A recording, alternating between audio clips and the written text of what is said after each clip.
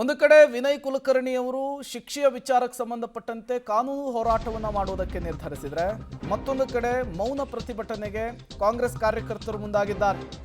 ವಿನಯ್ ಕುಲಕರ್ಣಿ ಬೆಂಬಲಕ್ಕೆ ಕೈ ಕಾರ್ಯಕರ್ತರು ನಿಂತಿದ್ದಾರೆ.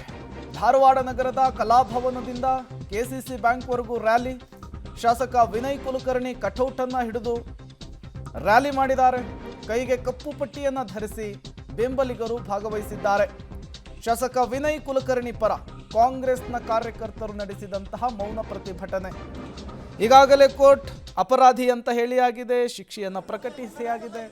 ಈ ಹೋರಾಟ ಯಾರ ವಿರುದ್ಧ ಅನ್ನುವಂಥದ್ದು ಪ್ರಶ್ನೆ.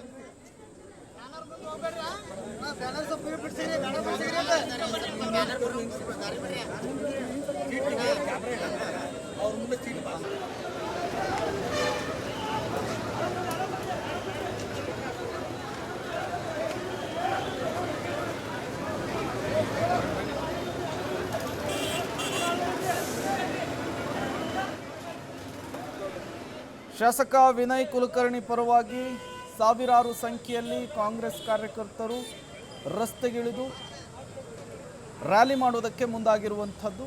ಇದರ ದೃಶ್ಯವನ್ನು ನೀವು ಗಮನಿಸ್ತಾ ಇದ್ದೀರಿ. ಮೌನ ಮೆರವಣಿಗೆಯನ್ನು ಮಾಡೋದಕ್ಕೆ ಮುಂದಾಗ್ತಾ ಇದ್ದಾರೆ.